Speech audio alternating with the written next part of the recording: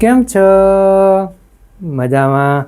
સુવાક્યોની દુનિયામાં, સુવિચારની દુનિયામાં આપનું સ્વાગત છે. મારા મિત્રો, એવું કહેવાય છે કે વ્યક્તિનું પોતાની પરનું નિયંત્રણ ખૂબ જ જરૂરી છે.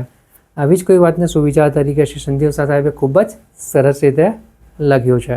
આજનો જે સુવિચાર છે તેનો વિષય છે સ્વ નિયંત્રણ, સેલ્ફ કંટ્રોલ. શ્રી સંજીવ સાહેબે લખ્યું છે કે વ્યક્તિ જ્યારે એવો અફસોસ કરે કે હું કાંઈ ના બોલ્યો, તો તેના કરતાં 100 ગણો વધારે અફસોસ ત્યારે કરવો પડે કે હું મૌન કેમ ના રહ્યો. મારા મિત્રો, વાત ખૂબ જ સીધી છે, ખૂબ જ સરળ છે, એટલી જ મહત્ત્વની છે. અહીંયા વાત સ્વનિયંત્રણની છે, સેલ્ફ કંટ્રોલની છે. અને જ્યારે વ્યક્તિ પોતાના બોલવા ઉપર નિયંત્રણ લાવે તો તે સ્વનિયંત્રણની, સેલ્ફ કંટ્રોલની સૌથી મોટી ઉપલબ્ધિ કહેવાય છે. કારણ કે વ્યક્તિ જ્યારે કંઈક ફ્લોમાં આવે છે, વ્યક્તિ પોતાના મૂડમાં હોય છે, કે ગુસ્સામાં હોય, કે સારા મૂડમાં હોય, ત્યારે તે ઘણી વખત ના કામનું પણ બોલી જતો હોય છે અને જેના ખૂબ ખોટા અર્થઘટન પણ નીકળતા હોય છે.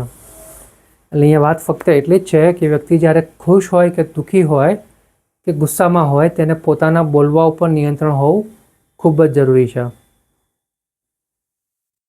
કારણ કે અમુક તે શું 100% બોલેલું ક્યારેય પાછું આવતું નથી, અને જેટલા ઘા કોઈ હથિયારથી નથી થતા એટલા જ ઘા બોલવાથી વાગે છે.